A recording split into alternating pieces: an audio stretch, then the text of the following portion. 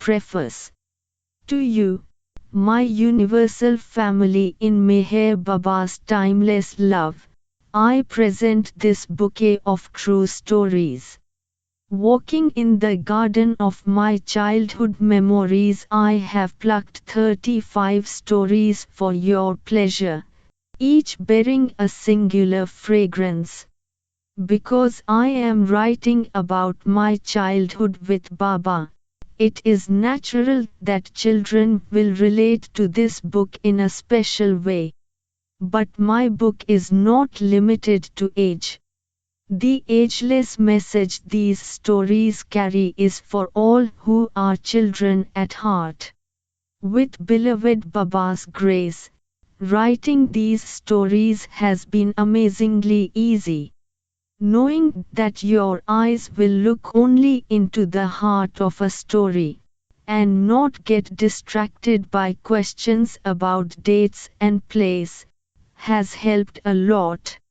As I like to point out, if something happened in 1927 and I think it happened in 1928, it doesn't change the happening itself, does it?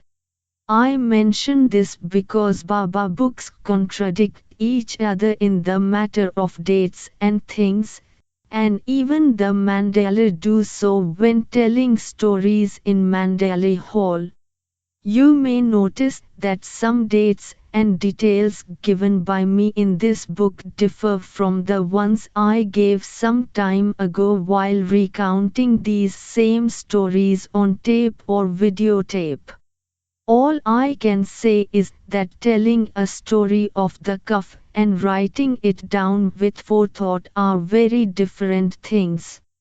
I remember my teacher always telling the class, in her very nasal voice, "Now children, think before you ink." Well, before writing down these stories in Godbrother, I have done a lot of thinking, as well as a good bit of research. That is to say, I have researched my old recollections and records to make this narrative as accurate as possible.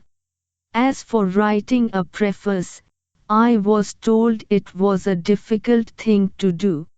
But this one has sailed along quite smoothly, like a happy duck on a blue lake.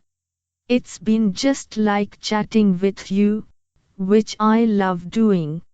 I can go on and on, but I mustn't, because the stories in here are impatient to welcome you to their wonderful world of long ago. So, how to stop? Let's do what we used to do on Mehera's porch when the pilgrims sat around her, long past lunchtime. Let's all arise, and standing before Baba's portrait call aloud 3 times. Avatar Meher Baba ki jai. Avatar Meher Baba ki jai.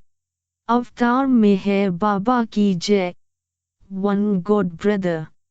Can you imagine not remembering your first meeting with Baba? Well, I'm afraid I don't.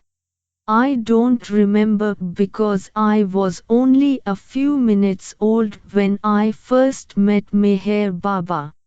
I was born on 15th December 1918 in David Sassoon Hospital in Pune, where Baba was born 24 years before.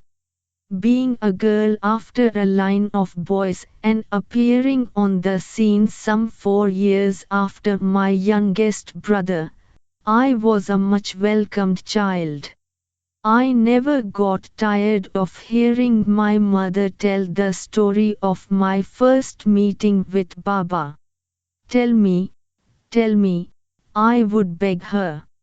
How did it happen? Baba's name was Merwan, but the family called him Merog, an endearment in Dari, the language our family usually conversed in at home. And mother would say that when I was born, Merog was right there at the hospital. He was the first to hear the news when the nurse came out to say, "It's a girl." At this, he hurried over to where I was and picked me up, cuddled me, and held me close to him. Since a Zoroastrian newborn is never handled until it is washed, my mother called out excitedly from her bed, "No, no, Merog, don't touch her. Put her down. She's not been washed yet." How I wish I could remember those hugs I got from Baba as soon as I was born. Dari is a dialect commonly spoken in the villages of Iran. It is also said to have been the court language of Persia long ago. However, I do remember childhood times with Baba from when I was 3 years old. And as far back as memory can go, I knew that Baba was God and he was my brother, both at the same time. Nobody had to tell me that. I knew it as naturally as a child knows a candy. It was very simple really. Baba was my brother, who happened to be God, or he was God, who happened to be my brother. I was never modest about this fact, never. I'd hear my Catholic friends talking about their godmothers and their godfathers, and I'd tell myself, no one, but no one, has a god brother. I'm the only girl in the whole world who has a god brother. I'd also ask mother to tell me what happened when Mevan left home for good and started his life as Meher Baba. She said that the last thing he did was to rock my cradle and say how very fortunate I was. I'd make mother repeat it again and again. What did he say, mother? What did he say about me when he was leaving home?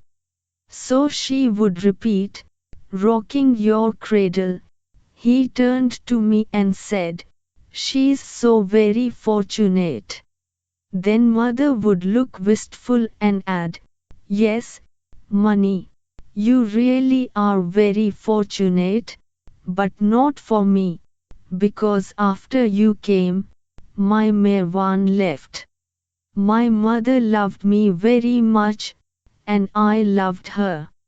But this remark from her would make me realize how much she loved her son above all, and that always made me very happy,